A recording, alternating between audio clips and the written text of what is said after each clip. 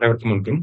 நம்ம டெய்லியும் descriptive type current affairs வந்து பார்த்துட்டு இருக்கோம். ஸோ இன்னைக்கு என்ன டாபிக் அப்படின்னா மேங்க்ரூவ்ஸை பத்தி பார்க்க போறோம்.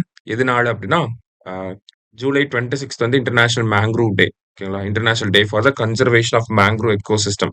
அதனால மேங்க்ரூவ்ஸை பத்தி இப்போ இருக்கக்கூடிய கரண்ட் ஸ்டேட்டஸ் என்ன, என்ன சிக்னிஃபிகன்ஸ் இருக்கு, என்ன த்ரெட்ஸ் இருக்கு அப்படிங்கிறத பார்க்க போறோம்.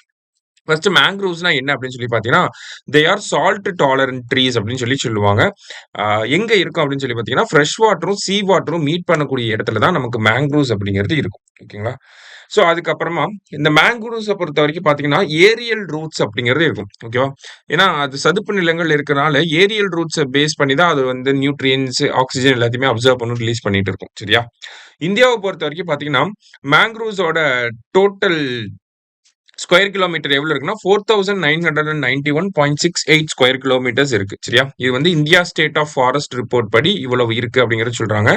கிட்டத்தட்ட பாத்தீங்கன்னா 2022 ரிப்போர்ட்டுக்கும் 23 ரிப்போர்ட்டுக்கும் பாத்தீங்கன்னா நமக்கு சர்டன் பெர்சன்டேஜ் வந்து இன்க்ரீஸ் ஆயிருக்கு. அது இல்லாம டோட்டல் லேண்ட் ஏரியால, இது இந்தியாவோட டோட்டல் ஜியோகிராபிக்கல் ஏரியால மேங்க்ரூவ்ஸ் எவ்வளவு சதவீதம் இருக்குன்னா 0.15% வந்து இருக்கு. சரியா? இந்தியாவுல மேங்க்ரூவ்ஸ் எங்கெல்லாம் நம்ம பார்க்க முடியும்னா வெஸ்ட் பெங்கால்ல, குஜராத்ல, ஆந்திர பிரதேஷ், கேரளா, அந்தமான் நிக்கோபார் ஐலண்ட்ஸ், தமிழ்நாடு இந்த மாதிரியான ஏரியாஸ்ல பார்க்க முடியும். சரியா? ஸோ சுந்தர்பன்ஸ் அப்படிங்கிறது வேர்ல்ட்ஸ் லார்ஜஸ்ட் மேங்க்ரூவ் ஃபாரஸ்ட். அது வந்து யுனெஸ்கோ வேர்ல்டு ஹெரிடேஜ் சைட்டாகவும் இருக்கு. பேசிக்கா மேங்க்ரூவ்ஸை பத்தி நம்ம சொல்லிட்டோம். ஓகேவா?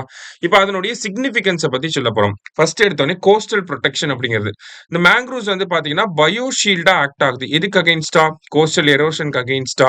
நமக்கு சுனாமி வந்துச்சுன்னா அதுல இருந்து பாதுகாக்க முடியும். சீ லெவல் ரைஸ் அதனால பாதிக்கப்படுது. நமக்கு சுனாமி வந்துச்சுன்னா கோஸ்டல் எரோஷன் இந்த மாதிரியான விஷயங்கள்ல இருந்து தடுக்கிறதுக்கு ஹெல்ப்ஃபுல்லா இருக்கு. அடுத்ததா பாத்தீங்கன்னா கார்பன் சீக்வஸ்ட்ரேஷன் அப்படின்னு சொல்லி கொடுத்திருக்காங்க. இந்த கார்பன் சீக்வஸ்ட்ரேஷன் அப்படின்னா என்னன்னா, நமக்கு ஃபாரஸ்ட்டை விட மேங்க்ரூவ்ஸ் என்ன பண்ணும்னா அதிக அளவுல கார்பனை வந்து அட்மாஸ்பியர்ல இருந்து அப்சர்வ் பண்ணிக்கும். சரிங்களா? அதுதான் கார்பன் சீக்வஸ்ட்ரேஷன் அல்லது கார்பன் சிங்கா ஆக்ட் ஆகுது அப்படின்னு சொல்லி சொல்லுவாங்க. சிங்க்னா அதுக்குள்ள போயிடும் இல்லையா? அது மாதிரி தான் கார்பன் வந்து அந்த மேங்க்ரூவ்ஸ் வந்து அப்சர்வ் பண்ணிக்கும். சரிங்களா?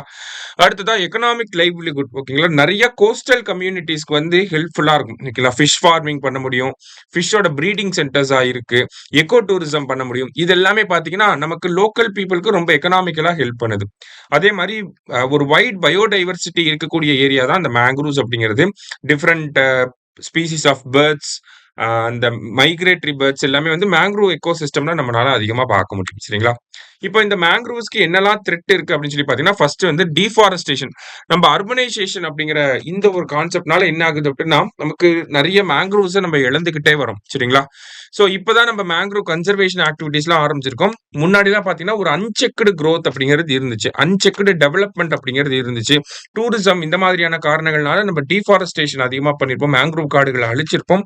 அதனால இப்ப நம்ம அதை ரீஸ்டோர் பண்ணிக்கிட்டு இருக்கோம். சரிங்களா?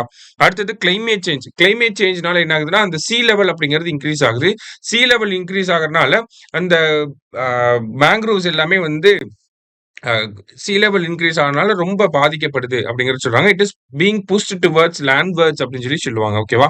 சோ அது ஒரு முக்கியமான பாதிப்பா இருக்கு. அடுத்ததா பாத்தீங்கன்னா பொல்யூஷன் அப்படிங்கிறது. இந்த பொல்யூஷன் அப்படிங்கிறது நம்ம டூரிசம் ஆக்டிவிட்டிஸ்னால ஜெனரேட் ஆகக்கூடிய வேஸ்ட், பிளாஸ்டிக் வேஸ்ட், இண்டஸ்ட்ரியில இருந்து வரக்கூடிய அந்த கழிவு நீர், இதெல்லாமே பாத்தீங்கன்னா கோஸ்டல் எக்கோசிஸ்டம்ல இருக்கக்கூடிய இந்த மேங்க்ரூவ்ஸை வளர விடாம தடுக்குது அப்படின்னு சொல்லி நம்ம பேசிக்கா ஒரு 3 பாயிண்ட் சொல்றோம். சரிங்களா? சோ இதை தாண்டி பாக்குறப்ப என்ன மாதிரியான கன்சர்வேஷன் எஃபர்ட்ஸ்லாம் இருக்கு அப்படிங்கறத கொடுத்திருக்காங்க. மேங்க்ரூவ்ஸ் ஃபார் த ஃபியூச்சர் அப்படிங்கிறது IUCN international union for conservation of நேச்சரும் UNDPயும் கொண்டு வந்த ஒரு விஷயம் தான். மேங்க்ரூவ் எக்கோசிஸ்டம் வந்து பாதுகாக்கணும் அப்படிங்கிறதுக்காக இந்தியன் கவர்மெண்ட் பாத்தீங்கன்னா மிஷ்தி அப்படிங்கிற ப்ரோக்ராம் வச்சிருக்காங்க. ஓகேவா? Mangrove initiative for shoreline habitats and tangible income அப்படிங்கிறது. அதே மாதிரி மேங்க்ரூவ் அலையன்ஸ் ஃபார் கிளைமேட் அப்படிங்கிற ஒரு ப்ராஜெக்ட் தான் நம்ம வச்சிருக்கோம்.